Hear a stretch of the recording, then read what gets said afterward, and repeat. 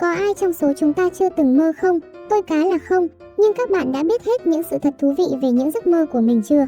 Hôm nay chúng ta sẽ cùng đi tìm hiểu về giấc mơ của mình nhé. 1. Bạn sẽ gần như quên giấc mơ sau khi tỉnh giấc. Thật vậy, có đến 95% diễn biến trong mơ nhanh chóng bị xóa sổ ngay khi bạn thức dậy. Theo một giả thuyết được đặt ra, chúng ta không thể nhớ được mình mơ thấy gì là vì não bộ không hỗ trợ xử lý và lưu trữ những thông tin diễn ra trong mơ. Có ai khi mơ bật dậy tự hỏi, nãy mơ thấy mình trúng con số gì ấy nhỉ? 2. Người khiếm thị cũng có giấc mơ. Ngay cả những người khiếm thị từ khi mới chào đời, chưa từng được nhìn thấy ánh sáng vẫn có những giấc mơ thú vị của riêng mình. Dù không nhìn thấy nhưng họ vẫn còn những giác quan khác giúp cảm nhận cuộc sống như xúc giác, khứu giác, thính giác. Dựa vào đó, người khiếm thị có thể tưởng tượng ra được thế giới xung quanh mình. Họ vẫn có những trải nghiệm hình ảnh trực quan trong giấc mơ. 3. Tất cả mọi người đều mơ. Không chỉ riêng người lớn, các bé sơ sinh đều có những giấc mơ khi ngủ. Dù một số người khẳng định không mơ thấy bất cứ điều gì, nhưng trên thực tế, các nhà nghiên cứu đã chỉ ra rằng tất cả chúng ta đều có vài giấc mơ mỗi đêm. Chúng có thể chỉ xảy ra trong 5 phút ngắn ngủi hoặc kéo dài đến tận cả tiếng đồng hồ. Thông thường, giấc mơ đầu tiên dài khoảng 5 phút, giấc mơ cuối cùng trước khi bạn tỉnh giấc có thể từ 45 phút đến 1 tiếng. Theo ước tính, một đời người dành tận 6 năm cho những giấc mơ. 4. Trong giấc mơ, bạn chỉ có thể thấy khuôn mặt mà bạn đã biết. Tâm trí của chúng ta không phải là cỗ máy sáng tạo ra những khuôn mặt.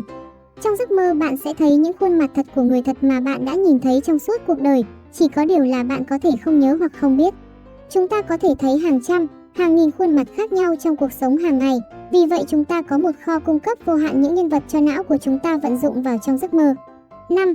Không phải tất cả mọi giấc mơ đều có màu sắc. 12% giấc mơ của những người nhìn thấy được hoàn toàn có màu đen và trắng. Số còn lại là những giấc mơ ngập tràn màu sắc. Những nghiên cứu từ năm 1980 đến 2000 đều cho thấy phần lớn những giấc mơ có màu đen và trắng, nhưng kết quả bắt đầu thay đổi vào thập niên 60.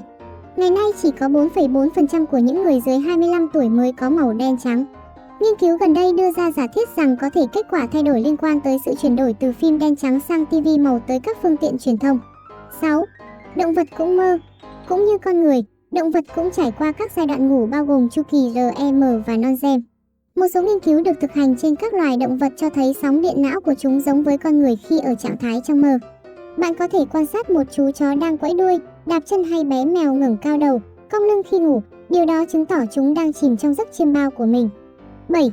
Bóng đè. REM là một trong những trạng thái con người phải trải qua trong giấc ngủ. Ở giai đoạn này, các cơ lớn hoàn toàn bị liệt, bạn không thể cử động chân tay. Nghe thì có vẻ đáng sợ nhưng thực chất là do các tế bào thần kinh vận động không được kích thích nên dẫn đến việc bạn không thể di chuyển. Hiện tượng này xảy ra để đảm bảo bạn không chuyển động theo những diễn biến trong mơ. 8. Giấc mơ lồng ghép. Tâm trí của chúng ta diễn dịch các kích thích bên ngoài mà giác quan của chúng ta tiếp nhận khi chúng ta đang ngủ và trở thành một phần của giấc mơ.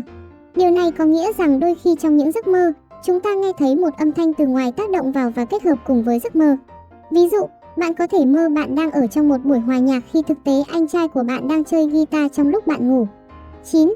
Có sự khác nhau về giấc mơ giữa nam và nữ. Các nhà nghiên cứu đã tìm thấy sự khác biệt trong giấc mơ của nam và nữ giới. Nam giới thường mơ thấy vũ khí và hoạt động thể chất diễn ra mạnh mẽ hơn. Nam giới thường có xu hướng mơ về những người đàn ông khác. Khoảng 70% nhân vật trong giấc mơ của đàn ông là những người đàn ông khác, trong khi đó, phụ nữ lại có xu hướng mơ đến những bộ trang phục hay mua sắm và những cuộc trò chuyện.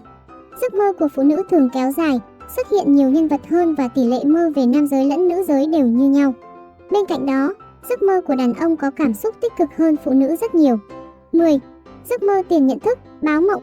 Kết quả điều tra trên một bộ phận dân số lớn chỉ ra rằng giữa 38% của những người đã có ít nhất một tiền giấc mơ và 70% đã trải qua déjà vu, ký ức ảo giác. Tỷ lệ phần trăm của người tin giấc mơ tiền nhận thức thậm chí cao hơn, dao động vào khoảng từ 63% đến 98%. 11. Cảm xúc tiêu cực phổ biến hơn trong giấc mơ. Trong khoảng thời gian hơn 40 năm, nhà nghiên cứu, tiến sĩ Calvin S. Hall đã thu thập hơn 50.000 giấc mơ từ các sinh viên. Sau đó, sinh viên của ông William Domhoff đã công bố kết quả nghiên cứu vào năm 1990. Báo cáo cho biết có rất nhiều cảm xúc diễn ra trong cơn mơ nhưng phổ biến nhất vẫn là trạng thái tiêu cực. Ngoài ra, 3 cảm xúc xuất hiện nhiều nhất là buồn bã, sợ hãi và tức giận. 12. Giấc mơ thường gặp nhất là cảnh nửa kia phản bội bạn. Nếu bạn từng thức dậy trong cảnh mồ hôi nhễ nhại hay người lạnh toát sau khi mơ về một cuộc phiêu lưu ái tình vụng trộm với một người bạn tốt của mình, Đừng ái ngại vì bạn không phải là người duy nhất mơ như thế. Một chuyên gia về giấc mơ cho biết giấc mơ mà mọi người thường gặp nhất chính là bắt gặp người yêu của mình đang phản bội. Chuyên gia này đã làm một cuộc khảo sát trên hơn 5.000 người và phát hiện ra rằng giấc mơ không chung thủy ám ảnh hầu hết mọi người, đôi khi nó diễn ra theo định kỳ. Thực tế ít khi xảy ra sự tình như trong giấc mơ, song đó là nỗi sợ hãi chung và phổ quát khi người ta bị đối xử tệ hoặc khi bị bỏ rơi. Chính nỗi ám ảnh khôn nguôi này khiến người ta thường thấy cảnh đó trong chiêm bao. 13. Bạn có thể có nhiều giấc mơ, thậm chí cả chục lần trong một đêm. Một người trung bình có hơn 100.000 giấc mơ trong cả cuộc đời. Đôi khi một đêm bạn có thể mơ tới vài chục lần nhưng lại nhớ rất ít trong số chúng. Hầu hết mọi người có thể nhớ từ 1 đến 2 giấc mơ mỗi đêm. Đột biến, có người có khả năng nhớ tới 15 giấc. Tuy nhiên, cũng không ít người sáng hôm sau thức dậy lại không nhớ nổi tối hôm qua mình đã mơ những gì. 14. Bạn có thể kéo dài một giấc mơ sau khi tỉnh dậy. Bạn đã bao giờ thức dậy với một cảm giác thật tuyệt, một giấc mơ hoàn hảo, và bạn muốn mình ngủ trở lại để ngâm thêm một chút về giấc mơ đẹp đó? Vâng, bạn có thể làm được như vậy.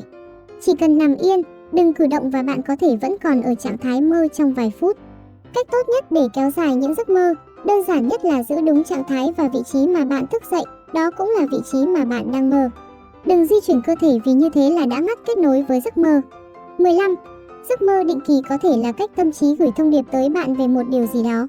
Bạn thường xuyên gặp những cơn ác mộng ư? Đó có thể là những thông điệp gửi từ bộ não của bạn. Thay vì sợ hãi, hãy tìm kiếm những thông điệp ẩn trong những giấc mơ diễn ra thường xuyên để bạn có thể thoát khỏi chúng. Chẳng hạn giấc mơ mọi người hay gặp nhất có liên quan đến việc rụng hoặc gãy răng. Đối với những giấc mơ này, chuyên gia khuyến cáo mọi người hãy suy nghĩ về tình trạng răng miệng của mình nhiều hơn để xem có vấn đề gì xảy ra không. Mặt khác, xét về nghĩa bóng, những chiếc răng hay các bộ phận trong miệng là biểu tượng của ngôn ngữ. Do đó hãy chú ý nhiều hơn đến những giấc mơ liên quan đến hàm răng, có thể cho thấy bạn cần cải thiện cách giao tiếp của mình. 16. Bạn không thể đọc hay biết về thời gian khi đang mơ. Nếu bạn đang không chắc rằng mình đang mơ hay tỉnh, hãy thử cố gắng đọc thứ gì đó xem. Hầu hết mọi người đều không thể đọc được trong mơ. Việc nhìn đồng hồ cũng vậy, mỗi khi bạn nhìn lại là một thời điểm khác nhau và kim đồng hồ dường như không chuyển động. 17. Những phát minh đến từ giấc mơ. Những giấc mơ thúc đẩy các phát minh và kiệt tác nghệ thuật. Tổng thể lại toàn là những điều hấp dẫn. Hơn nữa, chúng cũng nạp lại năng lượng cho sức sáng tạo của ta. Trong những trường hợp hiếm gặp mắc chứng rối loạn REM, người ta không hề mơ mộng một chút nào cả. Những người này bị suy giảm đáng kể tính sáng tạo và thực hiện các công việc đòi hỏi cách giải quyết sáng tạo rất tệ. Giấc mơ là nguồn gốc của những phát minh vĩ đại nhất mà loài người từng biết.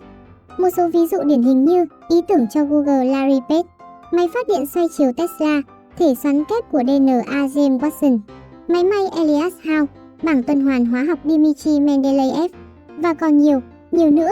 18. Giấc mơ tiên tri. Có vài trường hợp rất kinh ngạc khi người ta thật sự mơ về những thứ sẽ xảy đến với họ trong tương lai và cách thức y hệt như những gì trong giấc mơ. Có thể nói rằng họ có một cái nhìn thoáng qua về tương lai, hoặc đó chỉ là một sự trùng hợp ngẫu nhiên. Sự thật thì đây vẫn là một hiện tượng thú vị và lạ lùng. Bạn có thể kể đến một số giấc mơ tiên tri nổi tiếng như Abraham Lincoln mơ về vụ ám sát của mình. Rất nhiều nạn nhân của ngày 9 tháng 11 đã có những giấc mơ cảnh báo về tấn bi kịch sẽ xảy đến với họ. 19 giấc mơ tiên tri đã được kiểm chứng về thảm họa đắm tàu Titanic. 19. Nhiều người vẫn mơ chung một giấc mơ. Mặc dù giấc mơ thường bị ảnh hưởng bởi trải nghiệm của mỗi cá nhân, nhưng các nhà nghiên cứu cho biết vẫn có một số giấc mơ phổ biến. Sự thật giấc mơ cho thấy nhiều người từng thấy mình bị rượt đuổi, phản bội, tấn công hay té ngã khi đang trong giấc ngủ. Việc nhiều người mơ chung một giấc mơ này là do trạng thái của con người tác động. Ví dụ như việc bạn mơ thấy mình bị truy đuổi là do bạn đang căng thẳng vì vấn đề nào đó. Trên đây là những sự thật thú vị về giấc mơ. Liệu có khi nào đêm nay các bạn lại mơ đang coi những sự thật thú vị không? Hãy đăng ký kênh và cho mình một like khi thấy video thú vị nhé!